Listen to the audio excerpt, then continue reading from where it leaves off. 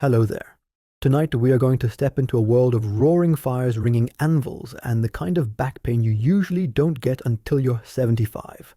We're talking about what it was really like to be a medieval blacksmith, not the heroic slow-motion movie montage version, but the actual daily grind of hammer soot and quietly suffering in the corner while your eyebrows regrow from yesterday's furnace accident. You're not a knight. You don't get the shiny armor or the dramatic soundtrack.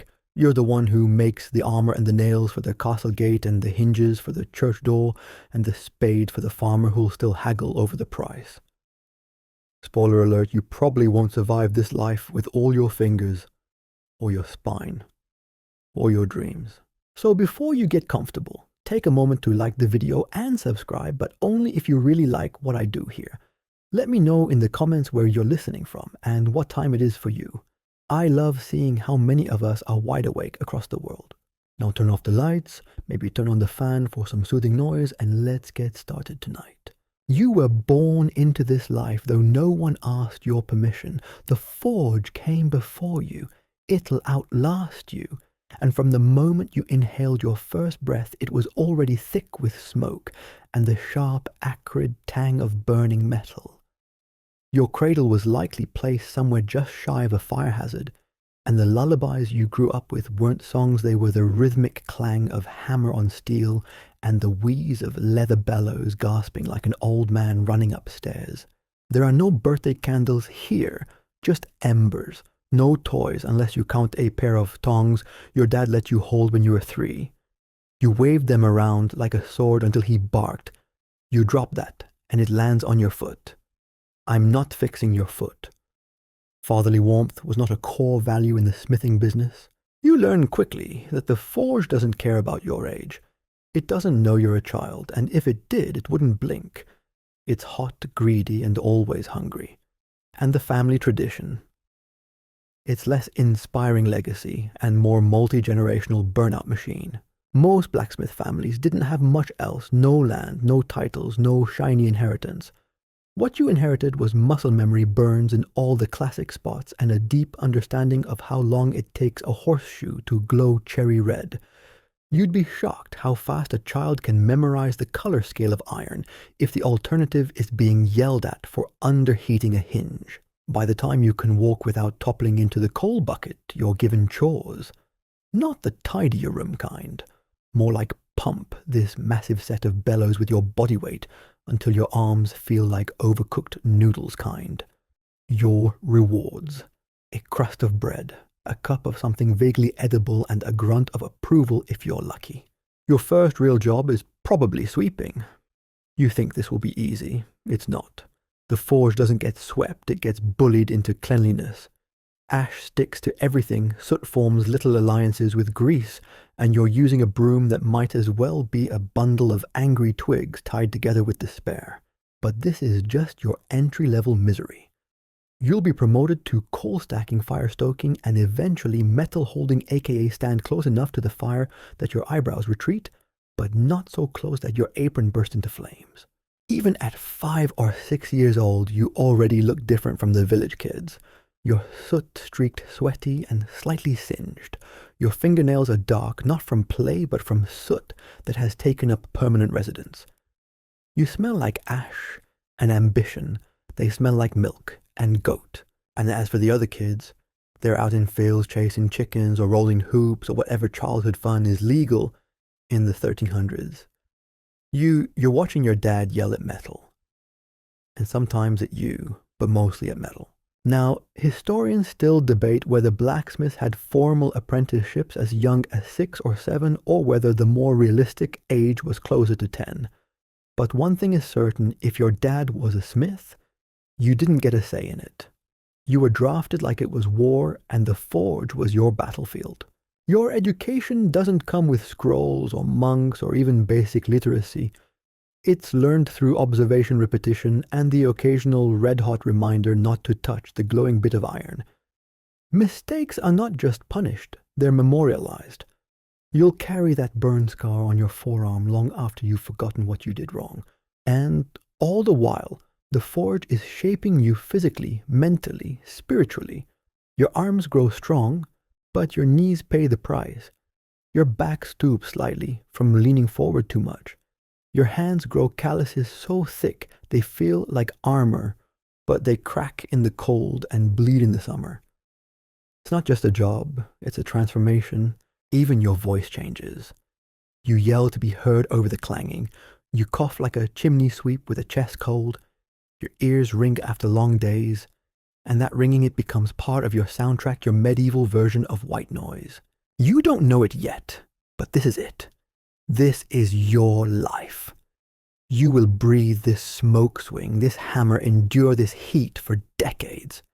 And if you're lucky, really lucky, you'll survive long enough to become the terrifying mountain of a man your dad is now.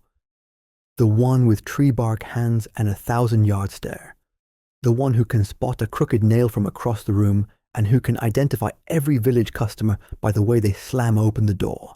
For now, though, you're just a kid who happens to know how to avoid iron splatter, judge the right color of steel by candlelight, and fall asleep standing up because your feet are too dirty to justify lying down. Welcome to the world of the medieval blacksmith. The fire is always burning, and so are you. By now your hands have memorized the rhythm of the bellows better than any lullaby. You don't even think about it, you just pump, pause pump until the coals glow, and the forge starts to roar like a living thing. And in a way it is. The forge has moods, it spits, it hisses, it devours fuel and air and time, it is hungry all the time. And you're just the delivery boy. Your apprenticeship isn't marked by certificates or ceremonies, there's no graduation, just one day your father doesn't stop you when you reach for the hammer. And that's it. You've leveled up. Your prize blisters. The kind that bubble, pop, and peel while you're still swinging. Other kids are learning to milk goats till soil, or maybe if they're lucky, read from a Bible under the priest's supervision. You are learning how to not flinch when a spark lands on your collarbone. Your hobbies include guess the temperature by color and hold this glowing metal with tongs that pinch your skin like jealous crabs. Still you're proud. Sort of. When the blade takes the right shape or the iron sings instead of screeches, there's a strange satisfaction. For a moment, you're not just a kid with dirt under his nails, you're an artist. A brutal, sweaty, half-starved artist, but an artist nonetheless. The work is endless. Nails, always nails. It's funny how something so small can ruin your entire week. You make them one by one, heat the rod, flatten the end, taper, the point cut, reheat, hammer the head, and then do it again, and again, and again. You bend them, you mess up the angle, you start over. If you're lucky, the Lord's steward doesn't come back tomorrow saying the nails were too soft, the head's too wide, or the point's not sharp enough to pierce whatever chicken coop or jail cell he's planning to secure. You don't talk back, ever. Blacksmiths might be physically powerful, but socially, you're at the bottom rung of respect right next to the thatcher and the guy who cleans the latrines. People need you, but they don't thank you. They toss a coin or a wheel of cheese your way and mutter something about how it better hold this time. There's no time to complain. You rise before the sun because the coals from last night are still faintly warm, and that saves fuel. You stack the fresh coal pump, the bellows get the forge breathing again. Your dad is already awake. He's probably been awake. The man doesn't sleep, he just sits upright in a corner like a brooding gargoyle until someone knocks on the door about a cracked scythe. And breakfast. You mean that crust of bread you shoved into your mouth while dodging a glowing rod. That wasn't breakfast. That was survival. You eat when you can. You drink water only after it's gone lukewarm in a soot-covered jug. The bread is dry. The cheese is harder than the iron you're shaping. Sometimes you get meat, but it's more tender than anything else. And every bite tastes vaguely of ash. You could be eating an onion and it'd still taste like forge smoke. Then there's the heat. It's not regular heat. It's aggressive. The kind that presses down on your chest and climbs inside your clothes. Your tunic is soaked by mid-morning. Your leather apron smells like scorched wool and bad decisions. You take it off, but only for a moment, because molten iron doesn't wait politely while you cool down. Historians still debate whether the blacksmiths in smaller villages shared equipment or owned their own tools. What isn't debated is this: the tools break you, not just your back but your soul. Your hammer feels like an extension of your body. You grip it so often that when you're not holding it, your hand cramps, like it's forgotten how to relax. The weight is deceptive. It doesn't look like much, just a chunk of iron on a stick, but try swinging it 12 hours a day and see how heroic you feel. Every clang sends vibrations into your wrist, elbow, shoulder, spine like tiny earthquakes, measuring your inevitable collapse. The tongs, they pinch, always at the worst possible moment. You're holding a horseshoe steady and the iron slips. The tong catches your skin. You curse. Your dad says nothing, just looks at you like you're the disappointment of the century. You try gloves. They last one day, maybe two, then they're just holes wrapped in smoke-soaked leather. So you go barehanded again, hoping this time the burns don't bubble. The forge doesn't care. The metal doesn't care. You swing, sweat, burn, swing again. There are no weekends, no holidays. Not really. The church might say Sunday is sacred, but when the steward's ox cart breaks on market day, guess who gets hauled out of bed to fix the axle? That's right, you. And no, the priest doesn't care if he sees you hammering on the Lord's Day. He just wants the bell rehung before Vespers. You want to scream sometimes. You want to walk away, disappear into the woods, chase goats with the other kids who smell like manure and freedom. But you can't, because this is the family forge. This is your birthright. You don't leave. You endure. You find strange ways to cope. You count how many sparks fly when you strike at a certain angle. You talk to the anvil like it's listening. You name your tools: old snapper, the pliers, bruiser, the hammer skipper, the chisel that skips across metal like it's dancing. You hum songs you half remember. You invent curses so creative they'd make a Viking blush. You steal moments of silence when the fire dims and your father steps outside to cough into the wind. And yes, he coughs constantly. It's a deep, raspy wheeze that never fully leaves. You've noticed it's getting worse. He spits sometimes into the ashes when he thinks you're not watching. The phlegm is dark. You don't ask. You lie in bed at night and listen to your heartbeat echoing in your ears, syncing with the hammer strike still ringing in your head. You twitch in your sleep. You dream of tools, metalwork left unfinished. You wake up already tired. Sometimes you wonder what it would be like to do something else. Anything else. Maybe be a shepherd. Sheep don't bite. Or maybe they do, but at least they don't get molten. You wonder what it would be like to live a life where your biggest concern is whether, not whether the iron will split on the fifth strike. But even as you dream, your hands keep twitching. They miss the hammer. They miss the rhythm.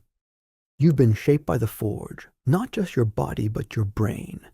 And part of you, a part you hate to admit, doesn't know who you'd be without it. Because here's the truth, you're not just a boy anymore. You're a blacksmith apprentice. And whether you like it or not, you're getting good. You've memorized the quirks of the anvil, the right color of heat the sound metal makes when it's almost ready to bend. Your father starts to grunt less. Sometimes he even nods. Once he told you that'll hold. It's the medieval equivalent of a standing ovation. You're still young, but your muscles are hardening. Your eyes are adjusting to smoke, your soul. Well, it's hanging in there, barely. This is just the beginning, and it already sucks. But hey, you're still breathing, still hammering. And tomorrow, when someone's gate breaks, or a knight's armor dents, or a monk needs a new bell clapper, guess who they'll come to?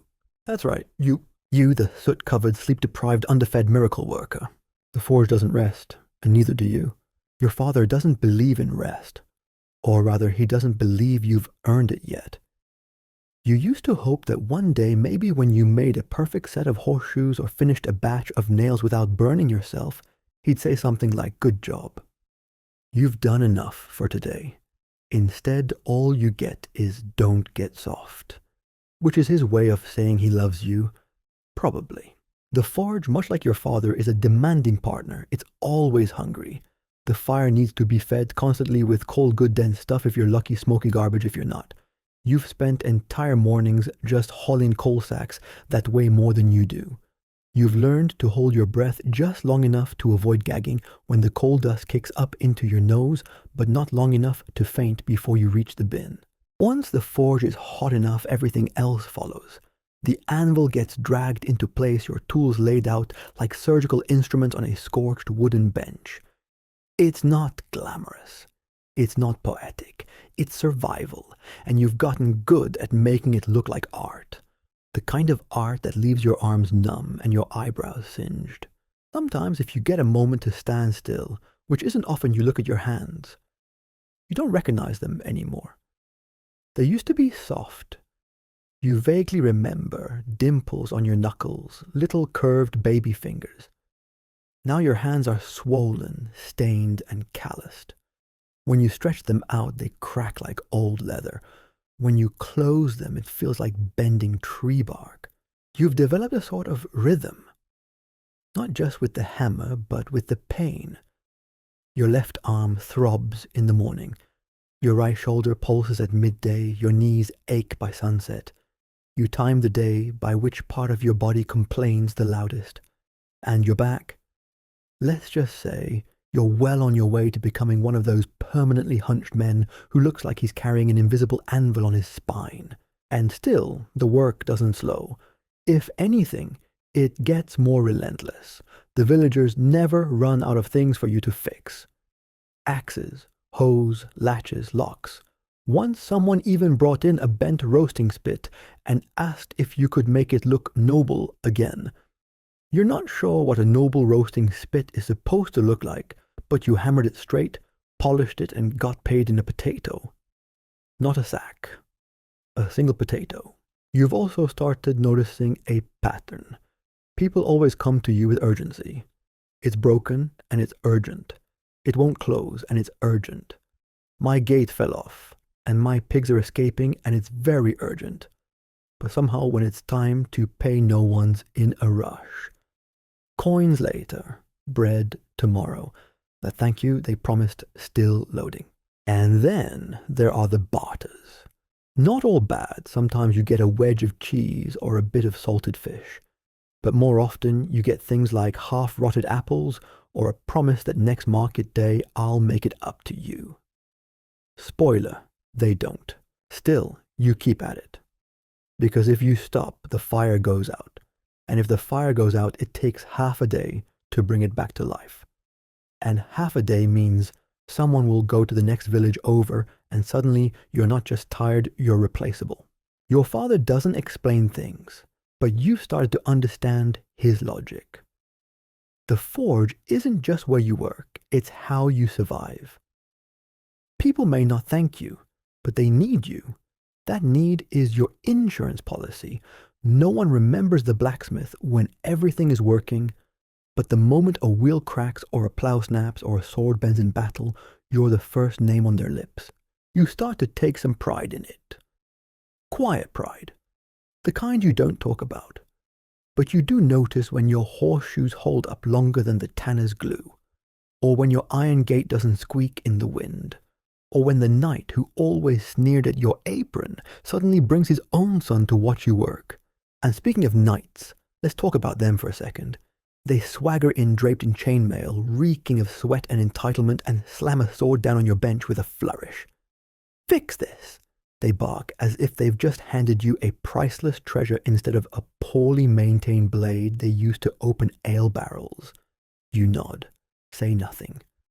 Then work quietly for 2 hours, reshaping the edge, reforging the tip, and reforging your patience in the process. They usually don't say thank you, but if they do, it's more of a grunt. Still, their coin is better than most, and when war is brewing, they come in droves. That's when things actually get better for you.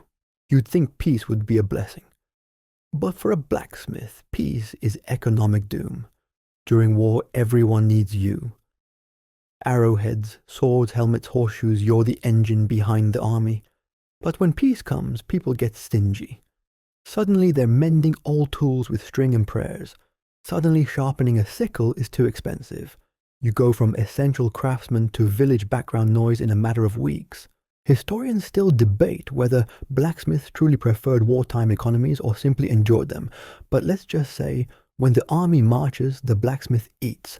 When it doesn't, he barters with the baker for 2 eggs and a grimace. And yet even when the coins stop, the forge doesn't. It's like having a pet dragon. It needs care, maintenance. It breaks things when left alone.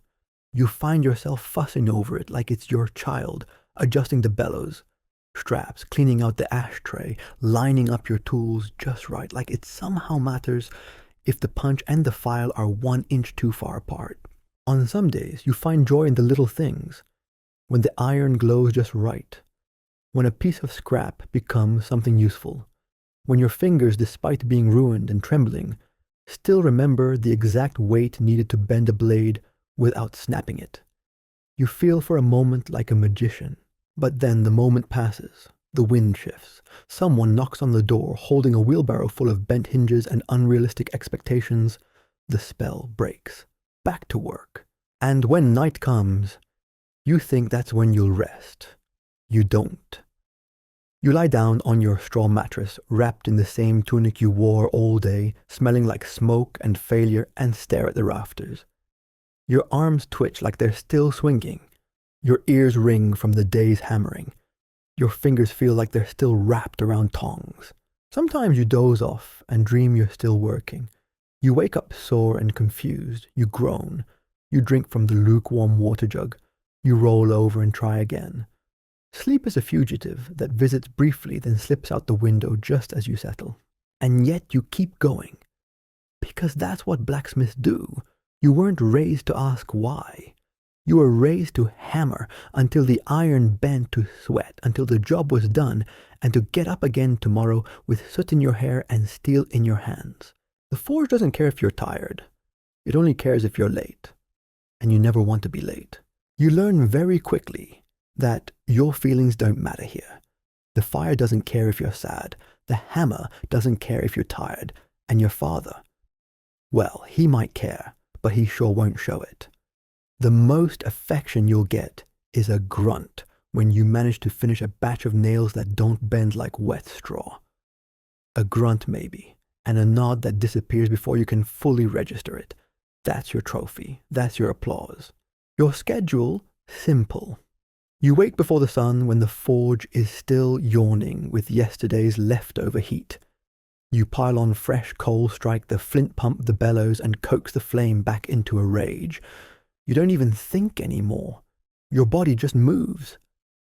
The steps are etched into your muscles like carvings into old wood. And then it begins. Hammer, bellows, fire, clang, sizzle, cough, repeat. The sound of your life is a symphony of metal on metal fire, breathing leather groaning, and your father yelling something that sounds like, that's too cold, even when it isn't. You used to wonder what silence sounded like. Now you kind of dread it.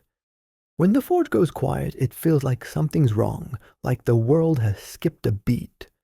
Your body itches in the silence, your ears buzz, still echoing with phantom strikes, as if your brain keeps forging even when the fire goes out.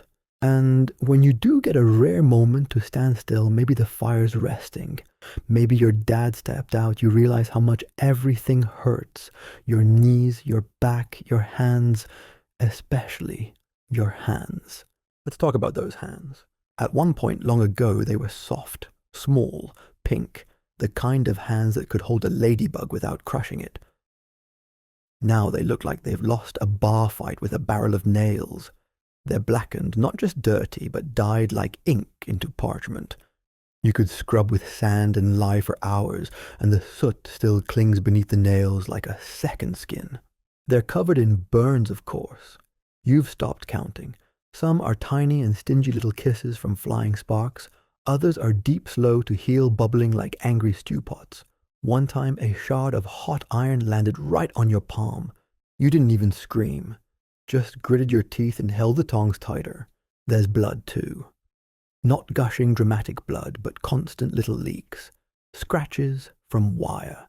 Slices from blades not yet dulled. The forge is full of things with sharp edges and short tempers. You've learned how to wrap a wound with a strip of cloth tie at one-handed and get back to hammering before your father notices.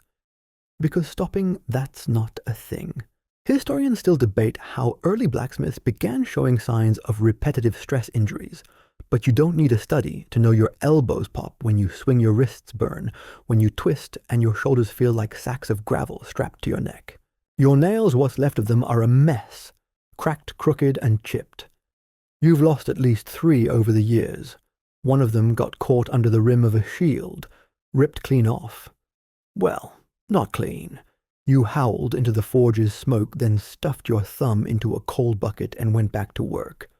What else could you do? You tried to keep the skin on your fingers intact, but even your calluses have calluses now. They peel like old bark. Your knuckles permanently swollen. Your grip is still strong, terrifyingly so. You can crush walnuts like they insulted your mother. But try threading a needle. Forget it. You're lucky if you can lace your tunic without help.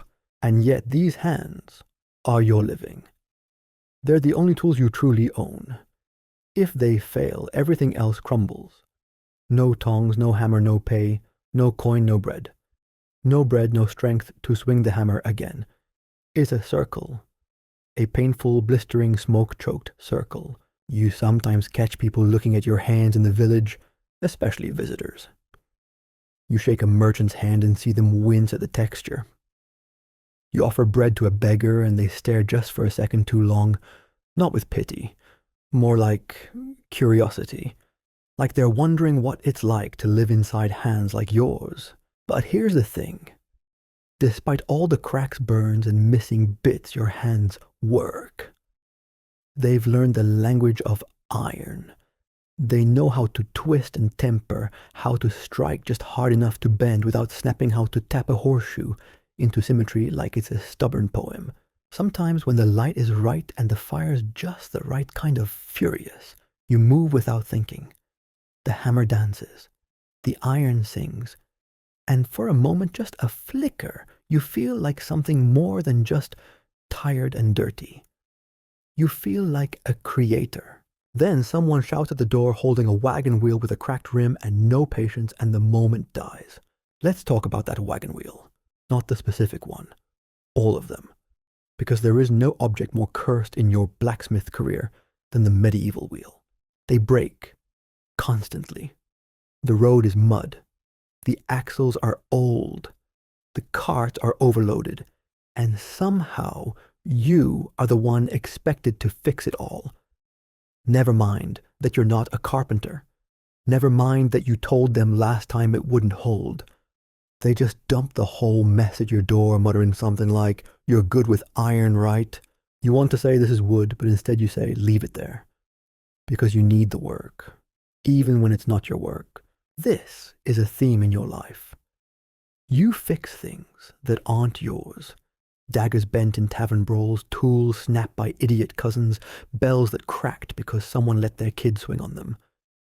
You patch up the village like a quiet little miracle and no one ever notices. No one sings about the man who fixed the door hinges, but if those hinges squeak, suddenly everyone's complaining. Your pay varies. Some days it's coin, small but fair. Other days it's not. Someone once paid you with a dead chicken. It wasn't even fresh. You boiled it anyway. You were too hungry not to. And the ones who don't pay, they always promise to settle up soon. Then they avoid eye contact for 3 weeks. You start keeping mental notes. Who owes what? Who paid in full? Who brought sour ale and called it a gift? You never mention it, but you remember. Sometimes at the end of the day, you sit outside the forge. Your clothes are soaked with sweat and soot.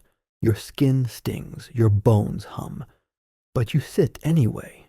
Watch the smoke drift up into the twilight. Smell the ash. Feel the ache. You close your eyes. For a few minutes, there's peace. Then you hear the creak of a cart, or the clatter of boots, or worse, your father's voice barking something about the bellows not being pumped for tomorrow, and the peace slips through your fingers like warm sand. This is your life now. You live it one swing at a time, and tomorrow it starts again. The days bleed together. There's no calendar hanging on your wall. You measure time by which part of your body hurts the most. If it's your right shoulder, it's probably Tuesday. If your knees feel like they've been carved from splintered oak, that's a solid Thursday. The Sabbath, technically, yes, it exists. In theory. In practice, it's the day when someone knocks on your door with a broken latch and says, I know it's Sunday, but... And just like that, you're back in the apron. You haven't worn clean clothes in years. That's not an exaggeration. Your tunic is a patchwork of burns, soot stains, and mystery splatters. You've tried to wash it once or twice, but the water just turned black, and the fabric came out still smelling like regret. So you gave up your apron. It started as leather. Now it's stiff, stiff enough to stand on its own. It creaks when you bend. It smokes when it gets too close to the forge. In winter, it freezes into a rigid slab. In summer, it melts against your chest. It is both armor and punishment. Let's talk about the smell. You, dear blacksmith, do not smell good. You haven't smelled good since you were 5 years old, and still thought daisies were interesting. Now you smell like scorched wool, iron filings, old ale, and the kind of sweat that has its own ecosystem. Not regular sweat, this stuff has been marinating. It's live things, experienced loss. Your odor is so potent that when you enter a room, people part like the Red Sea. Cats hiss, dogs whimper, bread goes stale faster near you. That's not a joke. Perfume. You tried that once. Someone gave you a little vial as a joke, some traveling merchant who thought it'd be funny. You dabbed it on your wrist. Within an hour, the forge had eaten it alive. All it did was add a floral top note to the scent of suffering. When you walk into the tavern, you don't need to announce yourself. The smell gets there first. The innkeeper always seats you near the window. Always. And not for the view. People will sit near the dung pile outside before they choose the bench next to you. You've become something of a legend. The blacksmith who smells like war. But still they need you. Every last one of them. The knight with his split blade. The farmer with his bent plow. The priest whose church bell cracked. The baker whose oven door jammed halfway through the morning loaves. They all come crawling back, clutching their broken pieces and asking, can you fix this? You never say no. Not really. You might sigh. You might squint at the job like it insulted your mother. But you take it, because that's what blacksmiths do. You fix things, and most days you do it alone. Sure, there's the occasional apprentice, some village boy whose father wants him to learn a real trade. They show up bright-eyed, eager, thinking it'll be fun. They last 2 days, maybe 3. Once they get burned, once they cough up soot, once they realize the job is mostly pain with a side of hammering, they vanish. Back to the fields, back to the goats. But not your son. No, your son is different. He doesn't get to leave. He's 7 now, maybe 8. It's hard to keep track. Time doesn't work, normally in the forge. He doesn't run wild through the village or build wooden swords with the other boys. He's in here, with you, fetching coal, pumping the bellows, holding the tongs steady while you strike. He's scared, of course. That's normal. The forge is loud. The fire hisses like it's angry. The hammer makes the whole room tremble. Sparks fly like tiny knives. You tell him not to flinch. You said the same thing your father told you. If you flinch, it lands on your foot. If you flinch, it burns your arm. If you flinch, you don't learn. You watch him work. Watch his small hands grow darker with soot, his arms get stronger from lifting buckets of water. He has your eyes. He also has your grimace, the one you wear when you're holding something too hot, but refuse to let go. You teach him everything. How to gauge the heat by color, how to tap the iron instead of smashing it, how to tell when the metal is about to crack, and how to hold your breath when the smoke curls toward your face like a curious ghost. You yell sometimes. Not because you're cruel, but because that's the only volume the forge understands. You bark things like not like that and hold it firm and don't drop the tongs again. He flinches. You regret it. But you also know what's coming. The pain, the pressure, the burn marks that will become part of his story. Historians often debate the emotional dynamics between medieval blacksmiths and their sons. Was it mentorship or just trauma with sparks? Was it pride passed down through flame or generational exhaustion disguised as tradition? No one knows. But you do, because as much as it hurts to see your son grow into this life, you know the world needs blacksmiths. And not just for swords and plows, for hinges, for locks, for the little metal things that hold the world together. Nobles come and go, priests die, kings fall, but someone still has to make nails. Sometimes late at night when the fire's finally dimmed and your son's asleep in the corner, you sit by the coals and think about your own father. The man who never smiled, who smelled like soot and vinegar, who once caught your hand before it touched the wrong end of the poker and said simply, no. That was affection in his language. You never heard, I'm proud of you. But once he handed you the hammer without a word, that was enough. Now it's your turn. You know you won't live long. Few blacksmiths do. The smoke eats your lungs, the heat wears down your heart, the hammer grinds your bones. You already wake up stiff. Some mornings your fingers won't close, some nights your back won't let you stand straight. But your son is watching, so you keep going, because the forge must be fed, the metal must be bent, and someone is going to knock on your door tomorrow holding something broken.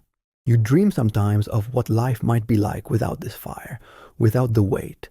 Maybe in another life you'd be a fisherman, or a monk, someone with soft hands and clean air, someone who doesn't twitch at the sound of clanging.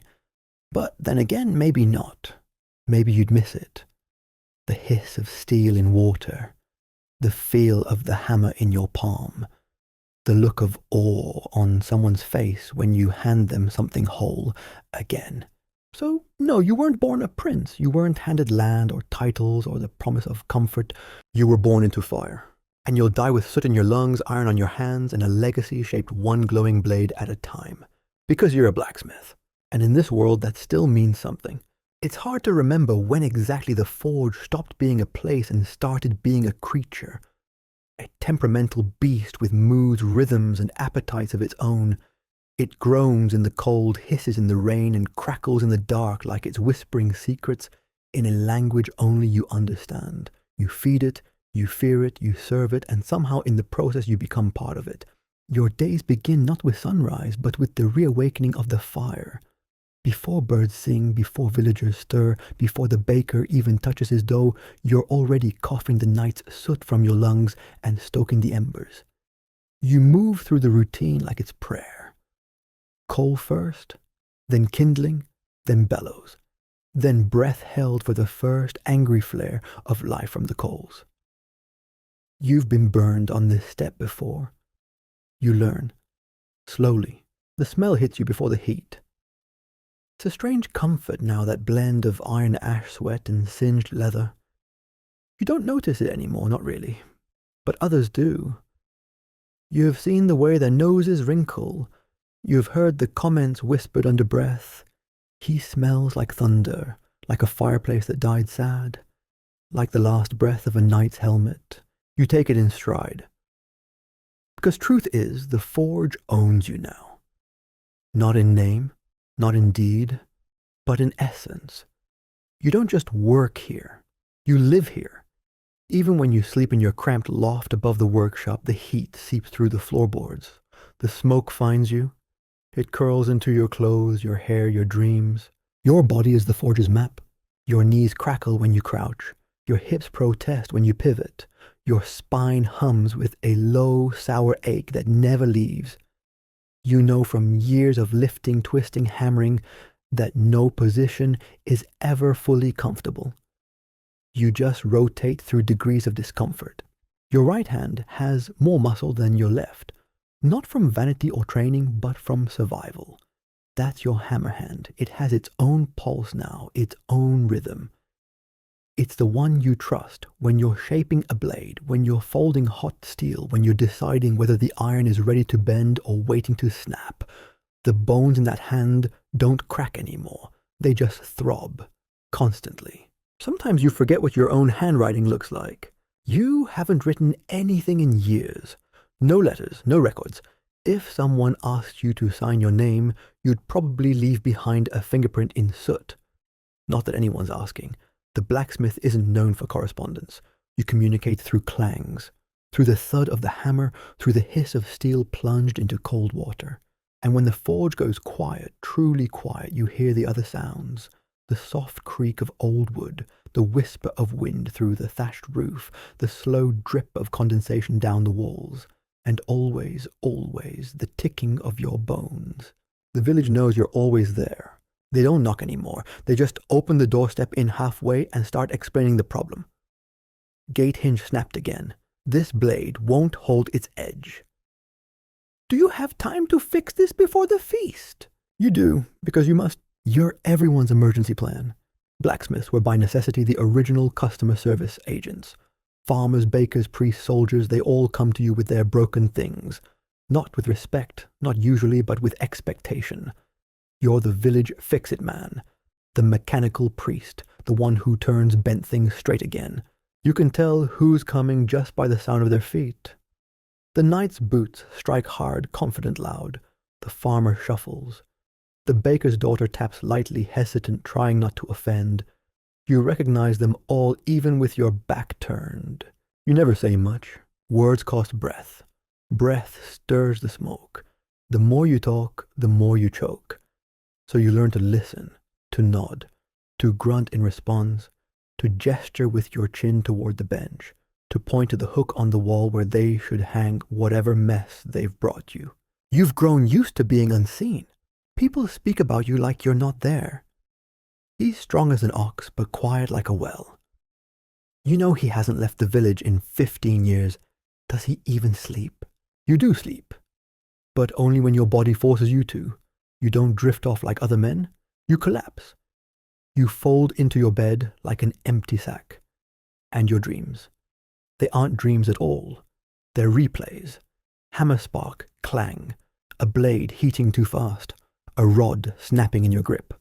The hiss of metal hitting water. Your brain doesn't rest. It rehearses. And still you do it all again. Because when the sun rises, the forge must be ready. There is no buffer, no grace period. Just the constant expectation that you will produce heat-shaped metal and deliver solutions to problems you didn't cause. And every day your tools betray you in tiny ways. The hammer you've trusted for years develops a hairline crack in the shaft. The tongs twist under pressure.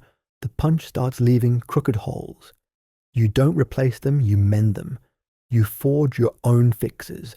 You file, you wrap, you reheat. Because these tools are not just objects, they're extensions of your body. You've named them, you've bled with them. Your chisel, for example, is called old bitey, because that's what it does, it bites. Sometimes the metal, sometimes your fingers. The punch you use for hole making is called hollow hope, because half the time it works, the other half it mocks you. Historians still debate whether blacksmiths in isolated villages formed guilds or shared trade secrets, but out here it doesn't matter. You're the only one for miles. You are the guild. You are the secret.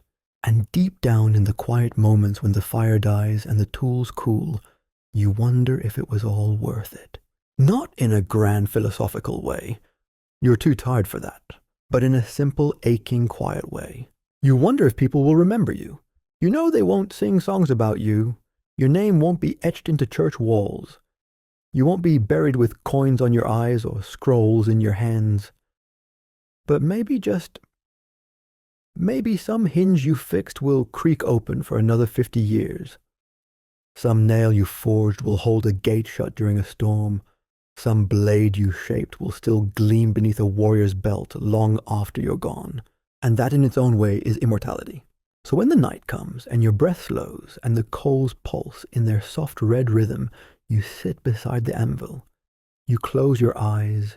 You feel the warmth on your face. You let your hands rest just for a while. Tomorrow there will be more to fix. Tomorrow someone will knock. Tomorrow the fire will roar again, and you will answer, as you always have. Because you're the blacksmith, and the world does not move without you. It's strange, really. You've spent your entire life building, bending, mending, and yet somehow everything around you keeps breaking. It's like the world is determined to undo itself one hinge at a time. And you're the poor soul expected to hold it together. With a hammer. With a rasp. With aching joints and lungs blackened by 20 years of breathing regret. Every object you touch carries a story. You remember them all, not because they're important, but because they're yours. That gate latch that kept jamming, you fixed it with a nail you sharpened in a rush during a thunderstorm. The cracked pot hook that snapped during a feast, you reforged it while the stew boiled over. The wine press handle that broke the night before harvest, you shaped it from scrap just in time, and no one said thank you. No one ever says thank you. They say things like, "You're a lifesaver," or "I owe you one," but they never actually mean it. The gratitude dies the moment the door swings properly or the plow slices cleanly through the dirt. People only remember you when something stops working. Your success is invisible, your absence unmissable. There was a day once, years ago now, when the village bell cracked. A long, jagged fracture that split it from lip to crown. It had rung for weddings, for funerals, for harvest festivals, and for those rare moments when news arrived from the outside world. And then, one winter morning, it just broke. They all panicked. The priest wailed like a child. The mayor wrung his hands, and the villagers whispered as if they'd all lost a relative. That bell was the village's voice, and now it was silenced. They brought it to you. Or rather, they dragged it across the muddy road and left it outside your forge with pleading eyes. And without a word, you went to work. It took you 3 days. 3 days without sleep, 3 days of heating, shaping, sealing, tuning. The sound had to be perfect, not just loud, but clear, like a song in the cold air. You worked until your hands bled. And when it was done, when it rang again for the first time, it echoed across the hills like thunder wrapped in light. They cheered. The priest wept. The mayor clapped you on the back and promised a feast in your honor. You never got that feast. But that's the way it goes, isn't it? You're necessary, but never celebrated, like the beams in a house, like the stitching in a shirt, like the nail that holds the kingdom together but gets no credit in the song. You've started to keep things. Not much. A bent horseshoe that cracked in just the right curve. A twist of iron that came out almost artistic by accident. A ring of chainmail no one claimed. You hang them on the wall beside your workbench. Little trophies, reminders that you were here, that you did something, that your hands mattered. Your son asked once, "Why do you keep the broken ones?" You told him the truth because they still tell the story. He didn't quite understand, but he will, one day. The boy is growing fast. You can see it in his arms already taut with muscle, in the way he grips the tongs without flinching, in how he knows which corner of the forge burns hottest and which tools need oiling first. He complains, of course, about the heat, the smoke, the ache in his shoulders, just like you once did, just like your father once did before you. And sometimes, when he thinks you're not looking, he smiles as the iron yields beneath the hammer, as if he's just discovered some secret language, ancient and powerful. And for a moment, you're proud, proud and terrified, because you know what's coming. You know the cost. The years ahead of him are carved in soot and pain. He'll lose parts of himself, his hearing, his flexibility, maybe even a finger. And worse than all of that, he'll inherit the silence, that deep, crushing kind that follows men who give everything and get so little in return. Historians still argue over how medieval trades were passed down, whether it was love of craft or simple lack of options, but in the forge the truth was simple. You didn't choose it. It chose you. Or more accurately, it owned your father, and now it owns you. There was a traveler once, a tinker from another village passing through. He stopped to sharpen his tools, watched you work for a while, then said, "It's a hard life you've got, but it's an honest one." You didn't answer, not because you didn't have words, but because you weren't sure if that was a compliment or a curse. What is honesty really when your body betrays you every morning, when your clothes stick to your back from sweat, When your fingers seize up halfway through a swing and you keep going anyway because the fire doesn't care. Some days, you wonder what it would have been like to be a monk. Cold stone walls, quiet chants, bread and cheese and clean water. Not easy, but different. You think about those monks' heads, bowed hands, clean speaking Latin no one else understands. You wonder if they ever looked out from their towers and envied the blacksmith, the fire, the creation, the noise. Doubtful. More likely they pitied you. Just like the noblemen who rode past without looking. Just like the women who taught their children not to stare. Just like the merchants who offered half the price and acted like it was generous. But pity doesn't feed the forge, and it certainly doesn't sharpen a sword. You learned long ago to work in silence, to find satisfaction in the shape of a straight edge, the weight of a well-balanced blade, the smooth curve of a finished horseshoe. Those small victories matter, because no one else will notice them, no one else will clap, no one else will sing, but you will know. And sometimes on the rarest nights when the moon is high and the village is quiet, you allow yourself a kind of peace. You sit outside the forge, your clothes still smoldering with the day's work, and you look at the stars. You let your back settle into the wooden bench. You close your eyes. And for just a little while, you remember that you're still alive.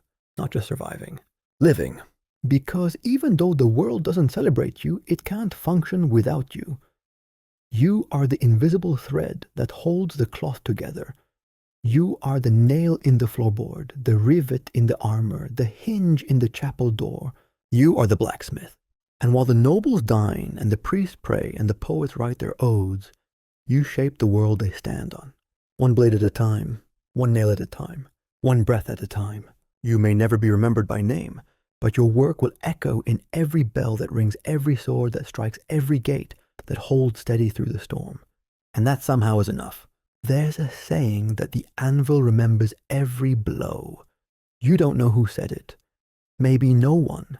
Maybe it was just something the forge whispered one day when the smoke got too thick and the world blurred at the edges. But it feels true. The anvil is old, older than you, older than your father. It's pitted and scarred, its edges worn down from centuries of punishment. But it still holds firm, still takes the hit, just like you. You wonder sometimes if people ever look at you the same way. Just another heavy object that absorbs force, that reshapes things without flinching.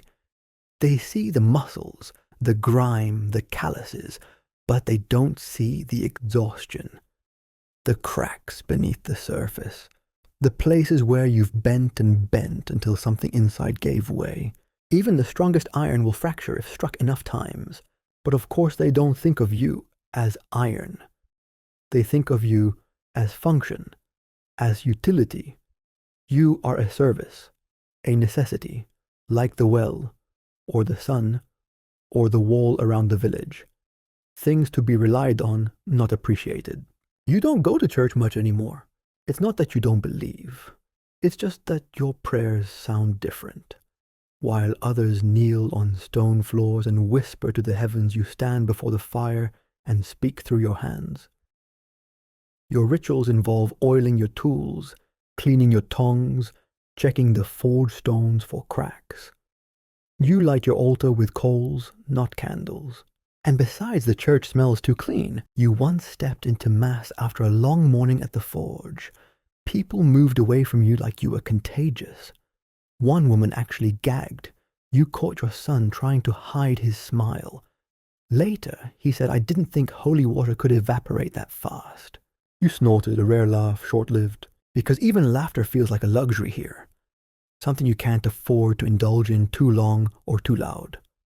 The forge doesn't like distractions. It punishes you for them, with burn-slipped tools, warped steel. So you learn to smile with your eyes, to laugh without sound, to feel without showing it. That's the blacksmith's curse. Everything stays inside. The aches, the anger, the pride. You carry it all in silence like a blade wrapped in cloth. Your son doesn't understand this yet. He still speaks freely, still asks questions, still gets upset when a project goes wrong. You try to be patient, but your own patience was burned out of you years ago, somewhere between a bent sword and a twisted axle. So you say the same things your father said. Focus. Don't waste the heat. Pain means you're doing it right. He looks at you with that half glare, half pleading expression that says, "Why are you like this?" But he doesn't say it out loud. He's learning. Slowly. You catch yourself sometimes watching him work. Watching the way his shoulders are starting to square. The way his grip has steadied. He still flinches when the sparks fly too close, but he doesn't drop the tongs anymore. That's progress. And you nod silently, though he doesn't see it. Because you're proud. Of course you are, but you were never taught how to say that. No one ever told you that you were doing well. So now the best you can offer is a quieter voice when correcting him, or an extra slice of salted meat on his plate when there's enough to go around. Your legacy is not a name or a song. It's a posture, a rhythm, a way of standing beside the fire without blinking. Your son will inherit that, just as you did. And one day he'll curse you for it. There's a moment every blacksmith reaches, usually in their middle years, when the hammer starts to feel heavier. Not because it is heavier iron doesn't gain weight, but because you have lost something. A step, a breath, a piece of strength that won't come back. You reached that moment 2 winters ago. It was a cold morning, colder than usual. The forge was reluctant to start, the bellows stiff with frost, your fingers numb through your gloves. You went to lift the hammer for a routine job, a small repair, nothing special, and your shoulder refused. It just locked. Pain shot down your side like a hot spike. You dropped the hammer. It hit the floor with a sound that made your son freeze mid-motion. You couldn't lift it again that day. You sat in the corner pretending to tinker with your tools while he finished the job. You told him what to do, step by step, voice low, trying not to show how much it hurt. He did well, and that terrified you more than the pain, because you knew in that moment that the forge had begun its transition. You were no longer its master, you were its memory. That fear lingered for weeks. Every time your elbow clicked, every time your hip ached, every time you missed the angle of a strike, by a hair you heard it whisper, "You're almost done." You didn't say anything. Of course not. But you started giving your son more to do. Not just the simple tasks. You let him handle the full blade, the big repairs. You corrected less, observed more, noticed that he didn't need you to explain the heat anymore. He could tell by the glow, by instinct. He was becoming the smith, and you were becoming the story. That's the cycle. A blacksmith doesn't retire. He fades. His hammer swings less often. His voice becomes background noise. His name becomes a reference, not a command. But that's okay. You're starting to understand that now. Because the work goes on, whether you're strong or not, whether you're watching or not. The world still breaks, still bends, still needs repair. And as long as someone is there to shape the iron, someone who learned by your side, who listened, who paid attention, then you've done your job. Your son will shape things better than you ever did. He'll have softer eyes, maybe even gentler hands, but there'll still be iron underneath, and that's enough. Because the fire doesn't care who feeds it as long as it burns. And when you're gone, when the forge is quiet, and your hammer hangs on its peg for the last time, it won't be the silence people remember. It'll be the sound of every hinge that held every nail, that stayed every sword that didn't snap. That sound echoes longer than any name. You are the blacksmith, and your work will outlive you. You wake up before dawn like always, but today it feels different. The aches are there as usual. Your knees feel like they've rusted overnight. Your back creaks when you sit up, and your fingers don't bend until you warm them over the embers. The forge hasn't been stoked yet, but the scent of coal still lingers from yesterday's work, clinging to the walls, the tools, your skin. You rub your temples and take a long, slow breath. Smoke still lives in your lungs like an unwelcome tenant that stopped paying rent a decade ago. But something is off today. Your son is already downstairs. You hear the bellows wheeze once, twice, then settle into that familiar, laborious rhythm. The sound used to be yours. Now it's his. You sit for a long moment on the edge of your straw-stuffed mattress, staring at the wall. There are old burn marks there, little black fingerprints where you once leaned a poker too carelessly. You never fix them. You never meant to. The forge and everything around it isn't just filled with fire, it remembers fire. You move slowly, your joints protesting every motion.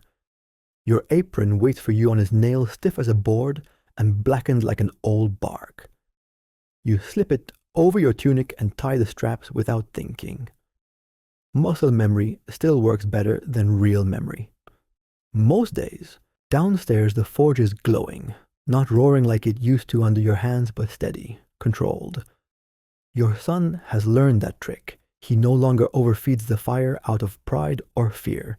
He's patient now. That frightens you more than anything. Morning, he says, eyes still focused on the iron rod he's heating. His voice is deeper now. It has weight. You grunt in response.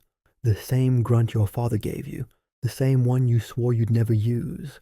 You lean against the workbench and watch him move. He has your stance feet planted wide, left elbow tight, the slight lean forward as he checks the glow. But there's something else too. Something new. His own rhythm. His own beat. His hammering isn't an echo of yours anymore. It's become something unique. Something better. And for a moment you feel entirely unnecessary. Not jealous, just unneeded. It's an odd feeling for someone whose whole life has been built around being indispensable. When the wheel breaks, when the latch jams, when the sword bends, they come to you. You fix it. That's who you are.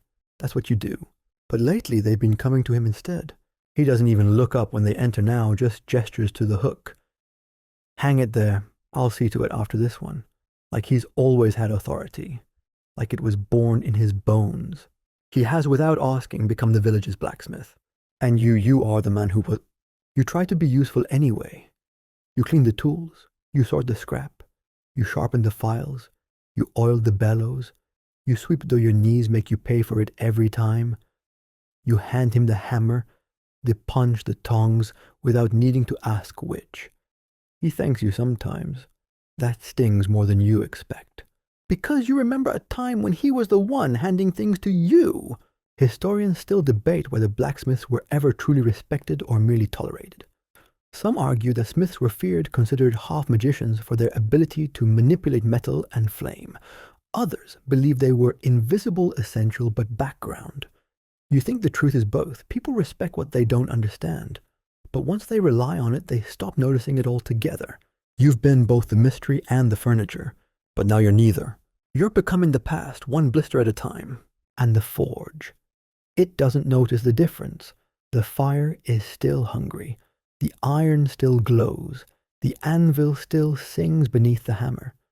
Whether it's your hands or his, the world keeps turning. The only thing that's changed is you. Later that afternoon, a knight arrives.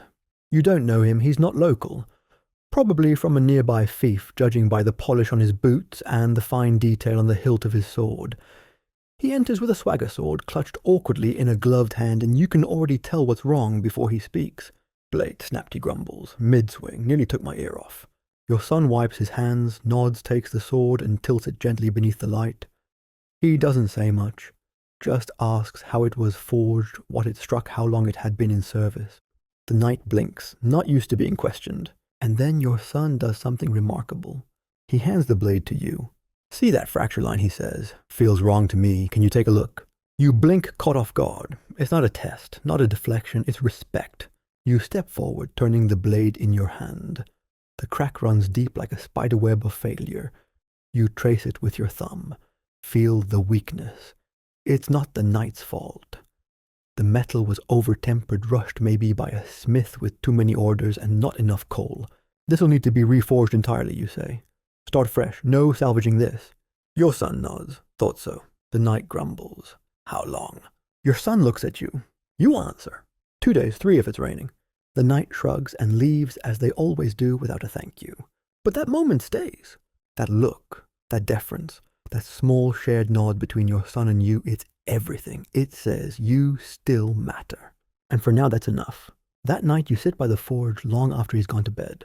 The fire is low, just a soft red eye blinking in the dark. You poke it with an iron rod, watch the sparks leap and vanish. The air smells like ash and old sweat. You remember your first sword. It wasn't good. The edge chipped, the handle twisted, the balance was off, but the knight who bought it never noticed. He was drunk on victory and too proud to swing it properly. Still, it was yours. Your creation, your first. You've made hundreds since, but that one flawed, messy, full of effort is the one you remember. You wonder what your son will remember. Maybe today, maybe that small exchange of trust, maybe that you stepped aside with dignity instead of dragging your feet in bitterness. You hope so, because eventually all that's left are the memories. The swing of the hammer, the hiss of the quench, the smell of steel, and your work, of course. The nails in the chapel doors, the hinges on the bakery, the gate that kept the wolves out one bitter winter. They'll last longer than you. Long after your name is forgotten, people will still walk through doors you hung, eat bread from ovens you built, fight with blades you shaped. That's the blacksmith's legacy, not fame but function. You don't carve your name into history. You hold it together, one rivet at a time, and tomorrow you'll rise again. Maybe slower, maybe stiffer. But you'll still light the fire, still hand over the hammer, still whisper to the iron until it listens, because the forge may belong to your son now. But the fire still remembers you. The fire doesn't care that your hands tremble now. It doesn't slow when your grip falters or show mercy when your knees crack like kindling with every step. The fire has never pitied you. Why would it start now? You no longer swing the hammer for hours on end. You've started doing the delicate things, the polishing, the shaping, the finishing strokes that require a lighter touch, not brute force. Your son, now taller than you and stronger in ways you quietly admire, does the heavy striking. He lifts without groaning, carries without pausing. You watch him and feel something ancient stir in your chest. Not pride, not exactly, but continuation. Like a wheel turning smoothly after years of clunking along. And yet, there's grief there too. Not for your body though, that's certainly on the list. It's grief for the identity slipping from your calloused fingers. You spent your whole life being the blacksmith. You didn't have a surname that mattered or land to pass down. You had the forge. And the forge had you. Now you have a stool in the corner. And from that corner you see everything. The forge you built by hand, the cracks in the stone where heat escaped that you plugged with mud and cloth, the shelves holding tools you forged decades ago, still strong, still reliable. You see the smoke pattern in the rafters where years of labor have painted black streaks like war banners across the wood. You see your son working beside the same anvil that broke your father's wrist once upon a time. And you see people still coming. The villagers, the travelers, the soldiers, they keep arriving with broken things, still hoping to leave with something whole. You're not as invisible as you thought. Maybe not everyone has forgotten. An old woman comes by with a bent cooking hook. You recognize her, one of the shepherd's daughters from your youth. Now she's hunched, shaking eyes watery. She says her hearth hook snapped and she can't hang the stew pot anymore. Your son reaches for it, but she stops him. Not you, she says, gently looking at you. I want the old one to fix it. He always made it right. Your son glances at you and smiles. So you take the hook in your shaky hands and feel something you haven't felt in weeks, a flicker of authority. You fix it, of course. It's easy. A 10-minute job may be 12 with your wrist stiff the way it is. But it's not about speed. It's about presence. It's about being seen. About proving to yourself that you can still do something. She pays in bread and dried berries. You'd have done it for nothing. And that night you eat the bread with your son. You share the berries. You talk about the old days, and for once it doesn't feel like you're just clinging to ghosts. It feels like he's listening, not out of duty, but out of interest. That's new. He wants to know about the nobleman who once tried to shortchange you and ended up with a horseshoe nailed to his cart in a way that made it clatter like a haunted wagon for weeks. He laughs. You laugh too, and it echoes off the stone walls, soft and warm. Laughter in a forge. Who would have thought? Later he asks if you want him to carry on the name. The name you ask, confused. The blacksmith name. When people say, go see the blacksmith, do you want them to mean me? You look at him for a long moment. His face is different from yours, sharper cheekbones, broader nose, eyes too soft to ever belong to your father, but the soot on his forehead, the scars on his fingers, the set of his jaw when the work gets serious. That's you, right there. No, you say, finally, I want them to say your name. He smiles at that, says nothing, but you see his shoulders square like he's trying to grow taller on the spot. Maybe he did. Historians often talk about the medieval trades as fixed cycles, father to son, skill passed like a shovel without variation or identity, but they rarely speak of the quiet transitions, of when the torch passes not with ceremony but with a shared glance, a silent understanding, an old hand letting go of the hammer without being asked. You dream differently now. Gone are the hammer echoes and fire panic dreams that plagued you for years. Now your sleep is quiet, mostly. Sometimes you dream of horses, of wandering roads, of cities you never saw. Places with no soot, no anvils. But when you wake, you're not disappointed. Because this is still your home, your world, and you've started to notice things you didn't before. The way the light filters through the window and strikes the anvil just so in the late afternoon, the rhythm of your son's hammering slightly slower than yours, more deliberate. The sound of the village in the distance, kids shouting, dogs barking, the low rumble of carts on stone. You never listened to those things before. You were always too deep in the fire. But now sitting in the warm shadows of your life's work, you do. And one morning you find something strange in your chest. It takes you hours to name it. It's not pain, it's not grief. It's peace. You didn't think it would ever come. You always thought you'd go down swinging, collapse over the forge one day with the tongs still in hand. But now you realize that doesn't have to be the ending. Your work was never just about you. It was about the village that held you quietly in its routine. About the tools still being used long after the hands that made them are dust. About the boy you raised to be stronger, smarter, and yes, kinder than you were allowed to be. You hear his hammer pause. He turns. You want to finish this one, he asks, holding out a half-forged blade. You smile, shake your head. You've got it, you say. It's yours now. And you mean it. He nods once, returns to the anvil, and the rhythm starts again. Clang, clang, clang.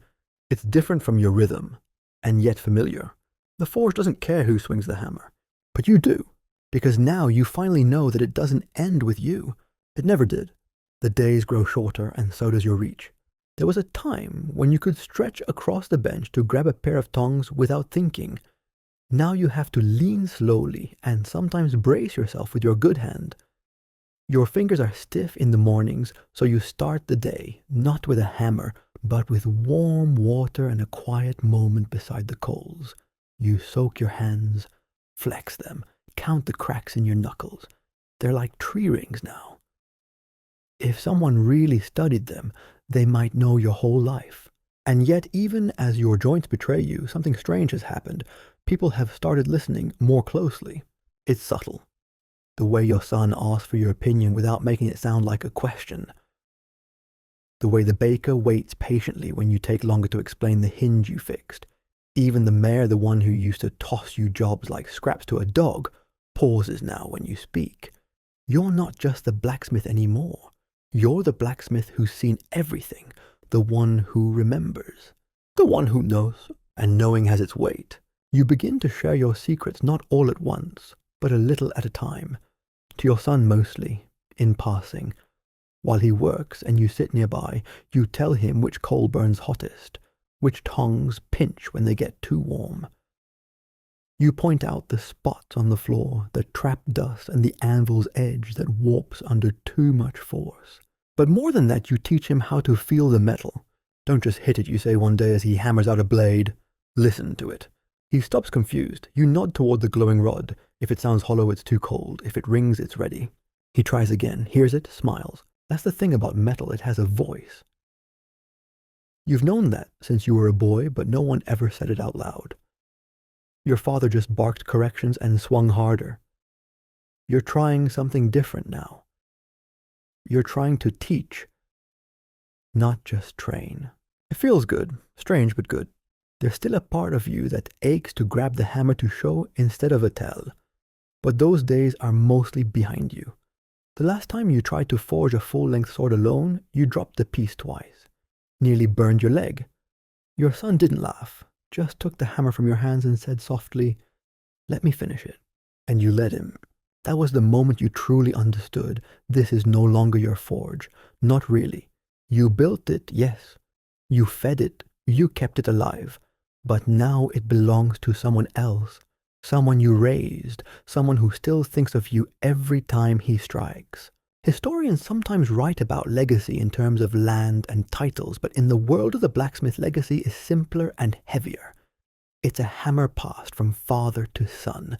It's burn scars that match in the same spots.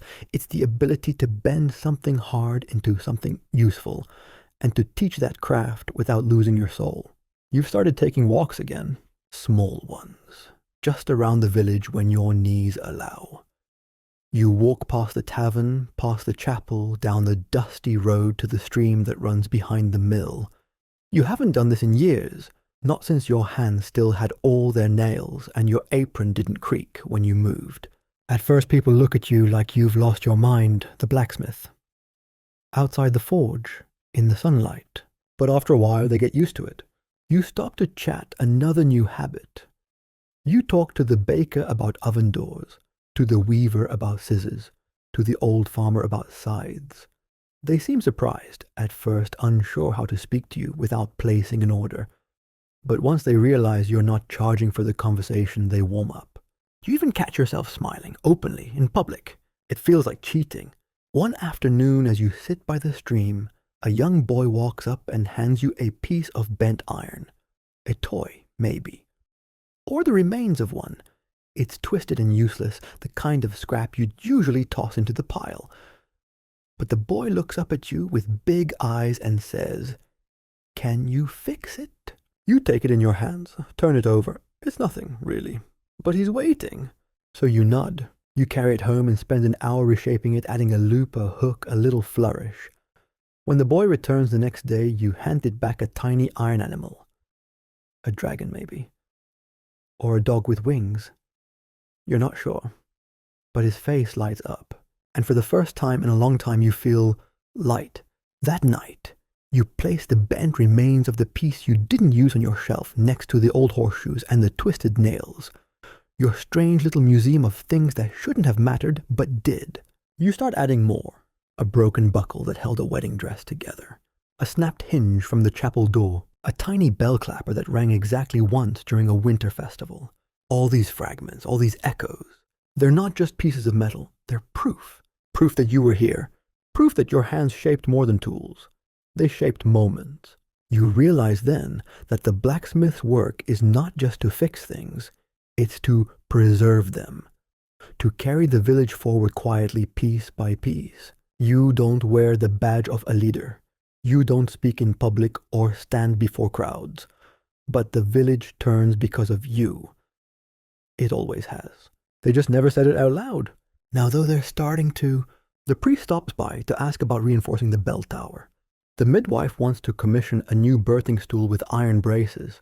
Even the innkeeper who once muttered about your smell brings you a bottle of sweet cider just because. You're not used to this. But you nod, except smile. And one evening your son brings you a gift. It's small, wrapped in old cloth. You open it slowly and find a hammer. New, balanced, lighter than your old one. "I made it for you," he says. You turn it in your hands. Feel the smoothness of the handle, the quiet strength in its head. You don't know what to say. You haven't held a hammer like this in years. I thought maybe he says you'd like to keep working on the small things. You grip it tightly, and for a second you forget how old your hands are. You thought right, you say, and for the first time in a long, long time you pick up the iron again. Not to fight time, but to shape something new, something lasting, because the forge may belong to the next generation. But the fire never forgets who first lit it. That new hammer fits in your hand in a way the old one never quite did. It doesn't carry the same weight, nor the same history. It hasn't left a dent in your thigh from being looped at your side for decades. It hasn't shaped swords that were broken in war or nails driven into cradles and coffins alike. But it's balanced, lighter, easier on the wrist, forged by your son not just as a gift, but as a kind of quiet permission, a gesture that says you still have work left to do. You don't take that lightly. You use it first on the drawer latch, then a set of curtain rings for the midwife's home, then a delicate brace for the chapel's candle stand that's been leaning for years. The work is different now, less about brute force, more about precision. You're not shaping plows or war blades anymore. You're fixing the fine details, the forgotten things, and in a way, those matter more now. Because you started to understand something that took you far too long to learn. The blacksmith doesn't just hold the village together, physically. He holds it together quietly. One hinge at a time. Your bench has changed. It used to be cluttered with thick iron rods, hammers of all sizes, tongs, stacked like dead snakes. Now you keep it sparse. Just a few fine tools, a cloth for polishing a small oil tin. You work by the light of a single candle most days. You don't need the blaze anymore, just warmth, just enough heat to remind your hands of what they once did and still can do in their own way. Your son checks in often, sometimes to ask a question, sometimes just to bring you tea. And every now and then, you hear him pause before speaking, as if trying to gauge whether this is a moment to ask or a moment to learn. You smile each time. He's learning the pauses too. The village seems to have accepted this new rhythm. They come to your son with their big loud problems, wagon axles, harvest tools, hunting blades. They come to you with the quieter ones, an iron clasp for a child's satchel, a broken drawer pulled from a widow's chest, a keepsake trinket bent during a storm, and you fix them, gently, patiently, not for the coin, but for the comfort. Because now you know, it's not about forging something perfect, it's about restoring what someone thought they had lost. One morning, the baker's daughter arrives with tears in her eyes. Her mother has passed, and among her things they found an old iron ladle bent at the neck, cracked at the joint. She used it every winter, the girl says, voice trembling. Can you fix it? You nod. You take the piece into your hands, and for a moment you just hold it. Not to assess the damage, but to feel the weight of memory. You work carefully, reheating only what needs to bend, smoothing the fracture without losing the texture from decades of use. You preserve the shape, the curve, the gentle wear in the handle from 1,000 fingers. When you hand it back, the girl holds it like it's made of gold. That evening, you don't light the forge. You just sit beside it, candle in hand, and watch the shadows move along the wall. And for the first time in a long while, you feel something like contentment. You once thought the forge would be the end of you. You were certain it would be your coffin, your funeral pyre even. That one day your heart would give out mid-swing and they'd bury you with your apron still smoldering. But it didn't happen that way. The forge didn't take your life, it gave you one. Yes, it took things too. Your hearing, a few nails, the softness in your voice. It burned away whatever gentleness you might have once had replaced it with scars and a gait like an old warhorse. But it also gave you purpose, identity, a place in a world that forgets people like you. And now in the last season of your life, it's giving you something else, a chance to slow down, to watch your son become a better smith than you ever were, to mend the small things, to remember, and sometimes to be remembered. You're not the only one who's aging. The village is changing too. New faces, new buildings, new roads, but still underneath the fresh paint and the tiled roofs, your work remains, hidden in the corners, in the joints, in the things that hold other things together. No one writes songs about a well-forged bracket or a perfectly balanced hinge. But when the wind howls and the door doesn't slam open, someone benefits from your work. Even if they don't know your name. Historians still debate whether medieval blacksmiths saw themselves as artists or laborers. You've been both. You made weapons and window latches, horseshoes and candle holders. You forged for war and for birth, for love and loss, for meals and for mourning. You remember them all. Not because you kept a list, but because your hands remember. Like that gate latch from the winter of the deep freeze, the one you reshaped using scrap from an old cauldron. Or the rivets you put into the widow's roof just before the rain season began. She left you a slice of honey bread and a thimble of mulled wine as thanks. You remember how warm it made your fingers feel? Those moments are your real legacy. One day when you're gone, the forge will still burn, the anvil will still ring, the villagers will still bring their broken things, and your son will answer the knock on the door. He'll have apprentices, maybe. He'll teach them the way you taught him, not with lectures, but with glances, with nods, with the quiet knowledge passed from hand to hand. And maybe they'll ask about the man in the corner who used to sit and shape the small things. And he'll say, that was my father, and that will be enough. Because blacksmiths don't live on in stone statues or stained glass windows. They live in usefulness, in things that last, in hinges that don't creak, in blades that don't bend, in iron hearts that even when cracked still hold fast. So you rise each day now, not with urgency but with gratitude, for the warmth, for the time, for the moments still left to fix one more thing. And every time you pick up that new hammer, you remember what it means to begin again. There's a rhythm to this quiet season of your life, slower, gentler, but still rooted in the same iron beat you've always known. You wake not with the dread of a dozen sword orders looming, or the fire roaring at your heels, but with something far more rare: time. You can breathe now. Move slower. Even the bellows seem to sigh in sympathy with you. Your son does most of the work these days. You don't need to hover. You don't need to correct him. He knows the forge like the back of his hand. No better than that he knows it the way a sailor knows the sea, its moods, its dangers, its strange temperamental beauty. So you focus on the forgotten things.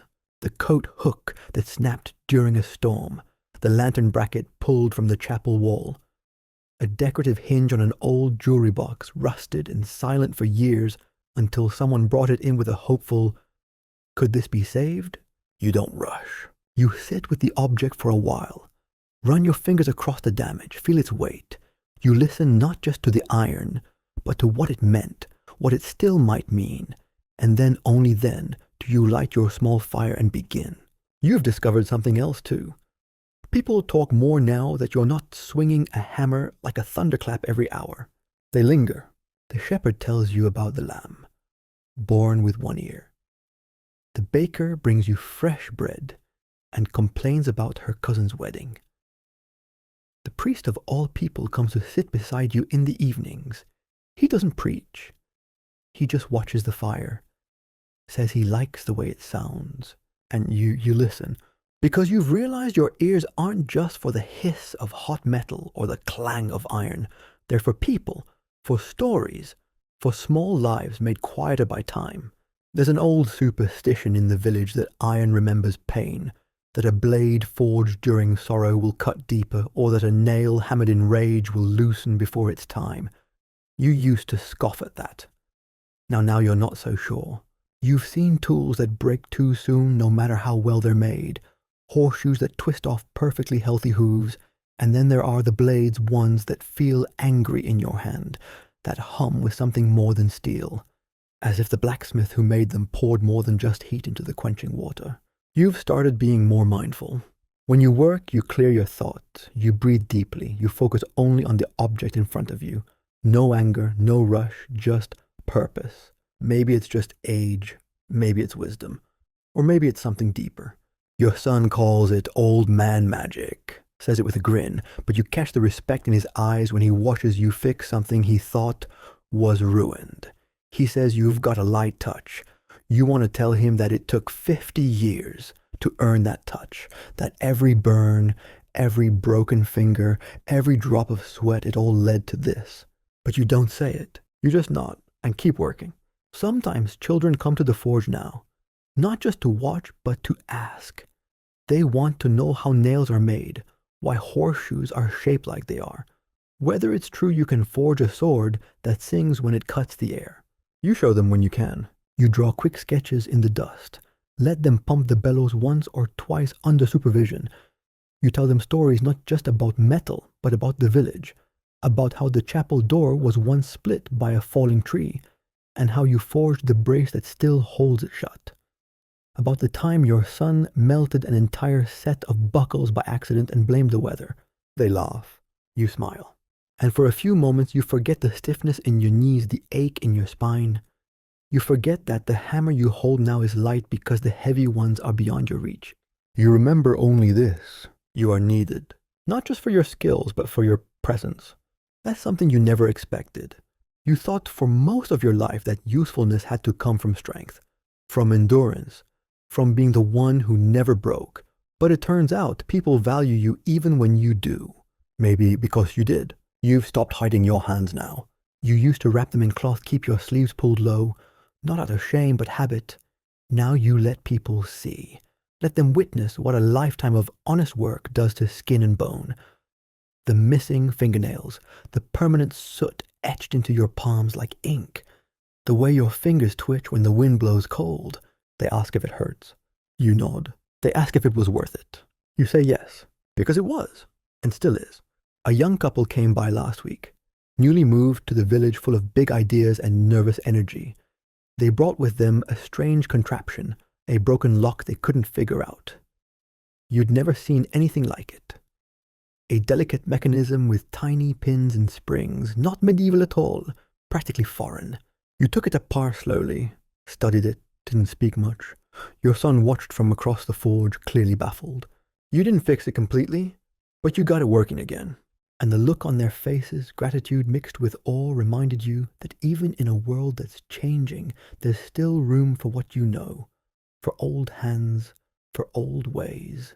That night, you lit a candle at the far end of the forge, the one your father used to light on feast days. You didn't say anything, just watched the flame flicker in the draught, warm and stubborn. You're not religious, never were, but something about that small flame gave you comfort, not a prayer, not exactly, a memory, a promise. You started writing things down, just a little. Your son gave you a bit of parchment and a charcoal nub, said for the next apprentice. You laughed at that, but you did it anyway. Not a manual, not a guidebook, just thoughts. Use your ears, not just your eyes. Strike with rhythm, not speed. Hot iron is like a child, shape it before it cools. Don't argue with the fire, you'll lose. Simple things, but true. Your son read them one evening and chuckled. You've turned into a philosopher. Better than turning into a pile of ashes, you said. And you both laughed. There's a tenderness now in your days, not softness, just gentleness. You carry the hammer with the reverence it deserves. You move slower, but each movement has meaning. No waste, no show, just work. Honest, quiet work. You're not sure how many days you have left at the forge. No one ever is. But you've stopped fearing the last day. You no longer imagine it as a sudden drop, more like a cooling, a fading glow, a soft hiss as the iron rests for the final time. And when that day comes, your son will know what to do. The fire will be his, but the warmth of it, that will always be yours. There's something sacred about finishing a thing, not just making it, but finishing it. Watching it become what it was meant to be. Feeling its weight shift in your palm from potential to purpose. You've learned that over the years, through 1,000 little projects and a few that were far too big. The final polish, the last pass of the file, the quiet clink of a newly hung hinge working perfectly. Those are the real rewards of the trade. Not coin, not thanks. Completion. Lately you've started thinking in terms of last things. Not because you're dying. Not yet. You're still stubborn enough to outlive a few younger men. But you can feel the forge pulling away from you gently like a tide receding from the beach it once pounded. Your son carries the rhythm now. The forge hums differently under his hands. Quieter, calmer, but just as strong. And that's how it should be. You've stopped taking on new jobs for the most part. People still ask, could you do one more wheel rim? Do you have time to make a blade, but now you point them to your son? Or you nod toward his apprentice, a nervous lad who still holds a hammer like it might bite him. You give them a reassuring grunt, say things like, he's ready, and sometimes you believe it more than they do. Your days are filled with little endings now. You clean your tools meticulously, every handle oiled, every edge honed, even the ones you no longer use. You sort your scrap pile into neat rows, keeping the odd bits of iron that might still become something someday. You spend long minutes staring at the forge, just watching it breathe. Inhale, exhale, fire fade, like a heart that never forgot how to beat. You've even started giving things away. Not to anyone in particular, just small things. An old punch here, a broken tongs there, passed to curious hands who might one day learn what they're for. You catch the look on your son's face sometimes when you do this. A quiet worry, like he thinks you're letting go too soon. But you're not letting go, you're handing forward. There's a difference. One day, while sorting through a drawer you hadn't opened in years, you find a coin. Old, dented, familiar. You remember the man who gave it to you half payment for a barrel hoop that cracked in winter. He never came back with the other half. You'd kept the coin anyway, not out of spite, out of memory. You hold it in your palm now. It's warm, even though the forge isn't lit. You rub your thumb across the face. The markings are nearly gone, smoothed away by time and sweat. You put it in your pocket. Maybe you'll give it to someone someday. Maybe not. You sit by the forge and your son walks in covered in soot, his apron stained, his face red from heat. He looks like you used to. Apprentice got burned, he says. Small one, nothing bad. You nod, they all get burned eventually. He chuckles, I remember mine. You do too. A hot rivet dropped inside your boot. You limped for days. Your father laughed, you didn't. He wants to quit, your son adds. So did you. I yelled at him. You raise an eyebrow. He sighs, like you yelled at me. You both smile. There's no shame in that. The forge isn't a gentle teacher. It demands patience, attention, obedience. It punishes arrogance, and it remembers. You lean back. Let the warmth of the dying coals wash over you. Your bones ache in that familiar worn-out way that's become your constant companion. But the ache is softer now. Like an old friend leaning against your shoulder. Do you think he'll stay? Your son asks. You think for a moment. Depends. On what? You glance toward the door where the light filters in soft and golden, on whether he learns to love the fire or only fears it. That night you dream not of work, but of water. You're by the river, the one beyond the village. The air is cool, clean, your hands are not sore, your back is not bent. You watch the water move endless, quiet, constant, like the forge, but without heat. You dip your hands in. The current pulls gently at your fingers. You wake with tears on your cheeks, though you're not sure why. Maybe it's grief, or peace, or both. The next day your son gives you something, a small blade. Slim, elegant, polished until it gleams. Made it from that scrap you saved, he says. Thought you might want to keep it. You turn it in your hand. It's perfect, not fancy, but honest. You nod. He doesn't wait for praise. Just pats your shoulder and gets back to work. You keep the blade on your bench, not for show, for memory. A few days later the apprentice returns. He's hesitant. Hangs back in the doorway. You see the raw spot on his arm healing. You beckon him in. Come, you say. He walks over. You hand him the small hammer, the light one, your son's gift to you. He looks confused. Hold it, you say. He does. Strike here. You point to a warm rod on the anvil, not glowing but soft, forgiving. He strikes. Too hard. You shake your head. Again, lighter. He tries again. You don't smile, but your chest warms. There it is. The beginning. Again. Later you walk outside. The air is cool. The trees rustle. A storm is coming, maybe. You look back at the forge. The light flickers through the open door, casting shadows that look strangely familiar. You stand there a long time, listening, not to the clanging or the hissing, but to something else. The quiet echo of your own life ringing in the shape of every hinge, every blade, every child who ever asked, how does fire shape metal? And now finally you have the answer. It doesn't. You do. The fire is just the beginning. The shaping that's in the hand, the eye, the years. You turn back toward the forge. Because tomorrow there will be another thing to mend, another name to teach, another fire to tend. You may be near the end of your swing, but the hammer still rests within reach. And that's enough. It's a chilly morning when you realize you can't quite make a full fist anymore. You're lacing your boots slowly as always, and halfway through the second knot your fingers seize up. You pause. Wait. Rub the joints gently with your thumb. The pain doesn't surprise you. The stiffness, the way your knuckles swell like old oak nuts in the cold, the creaking in your wrist, it's all expected by now. What does surprise you is how calm you are about it. No curse, no frustration, just a small nod as if your body were merely delivering news. It's time to stop pulling like you're 20. You finish the knot anyway. Imperfect but holding. That's good enough these days. You head downstairs and the forge is already humming.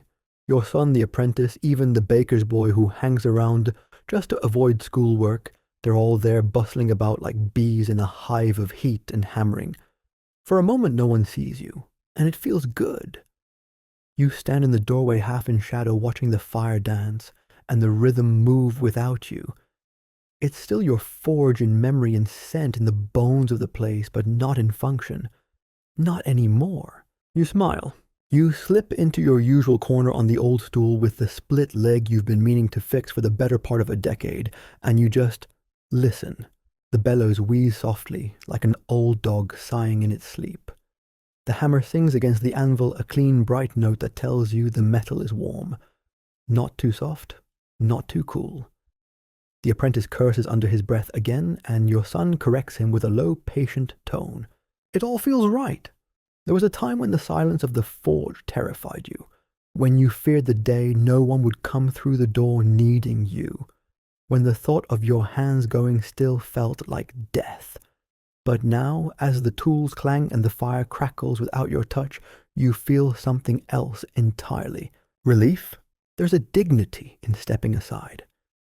In knowing you've taught someone not just to do the work, but to love it, to respect it. You didn't always do that. You passed down the skills, yes, but it took age to teach the patience, the gentleness, the idea that iron isn't a thing to dominate, it's something to understand. And your son, he understands. He moves through the forge like he was born with a hammer in his hand. He speaks calmly even when the work goes wrong. He listens to the tools, to the customers, to the metal. You once feared that he'd be better than you. Now you hope he is. He brings you tea mid-morning, like always. You take it not and sip. Still too hot, still too bitter. You wouldn't drink anything else. Apprentice burned his wrist again, your son says with a smirk. Third time this week. You glance over. The boy is still pouting, trying to hide the red welt. You raise your eyebrows, then say softly, he'll either learn to keep his sleeves down, or he'll stop coming. Just like I did, your son murmurs. You say nothing, but your smirk says enough. The day moves on, and you stay where you are. Not because you're too tired, but because you finally realize there's wisdom in stillness. You used to think slowing down meant giving up, but now you know it means paying attention. So you pay attention. You watch the iron being drawn out into a thin rod, the tempering process, the moment the apprentice forgets to oil the leather hinge and gets a face full of smoke. You hear the laughter, the muffled curses, the pride in a finished piece. You feel it all from your corner. Every clang is a heartbeat you once owned. Now it pulses forward on its own. That night, as the forge quiets, you linger behind. Your son is finishing up. The others have gone home. The fire has dulled to coals. I've been thinking, he says, brushing soot off his hands. We should add a second forge, small one, out back, so the apprentice can practice away from the main bench. You nod. He hesitates. I could use your help building it, he says. Not for the hammering, just the planning, the angles. You always knew how to set the draft right. You look up at him, taller now, broader, stronger, and yet somehow still your boy. Of course, you say. It's the last forge you'll ever build. You spend a week working slowly, deliberately, marking the bricks, measuring the chimney flow, showing the apprentice how to angle the firebuck so it doesn't choke. You let them do the lifting. You provide the thinking, the math, the memory. When it's finished, it works perfectly. Even better than the main forge, your son says. You don't argue, he's probably right. You sit beside it that evening, hand resting on the warm stone, and you feel something like closure. Not an ending, just fullness. Your last days at the forge pass quietly. You still mend the small things, still keep the files sharp, the shelves tidy. You sharpen the apprentice's wits with the occasional riddle or challenge. You leave your tools on the bench without locking them up for the first time in your life, because now someone else is watching them. One morning you wake to rain. Soft, steady, comforting. The forge is cold for once. No one's inside yet. You sit alone, tea in hand, and think about how it all began. About the first time your father handed you a pair of glowing tongs and said nothing. About the first hammer swing that felt like it cracked your bones. About the day you realized your hands would never be clean again. And about the very first thing you ever made a crooked nail that bent sideways in the wood and still held. You don't remember the pain as much anymore. Not the blisters, not the burns. Those things fade. What you remember are the sounds, the heat, the weight of the work, the way the village leaned on you without ever saying it out loud. And that's enough, because when you're gone, you won't be remembered by name, but the hinges will still hold. The gates will still swing, the wheels will still turn, and your son will still light the fire each morning. And that, dear listener, is legacy, not glory, not gold, but endurance. That's the blacksmith's way, and it always has been. The fire burns lower now, but it hasn't gone out. In this final chapter of a life spent at the forge, the blacksmith no longer wakes to the call of hammer and steel, but to something quieter stillness, warmth, the presence of those he taught. His hands once cracked and blistered now rest gently on the things he helped build the steady forge, the quiet rhythm of his son's work. The tools passed down like stories written in iron. He no longer leads the rhythm, he listens to it, and in doing so, he hears everything. The patience in his son's instructions, the soft curves of the apprentice, the calm hiss of metal shaped not with brute force but with wisdom. He's no longer the one making the hinges that hold the village together, but his fingerprints are there in every swing of the hammer, in every carefully sharpened blade in the fire that still answers when called. Outside, the world moves on. Seasons change. Roads wear down. New children walk past the forge without knowing the name of the man who once shaped their father's plowshares. But they see the door that doesn't creak, the lock that clicks close, the hearth hook that holds firm through winter. The blacksmith shaped a world that was never meant to sing his name, only to stand because he did. Now, as he rests by the fire journal, closed apron folded, he lets the forge carry on without him. And in that quiet, there's no sadness, only peace.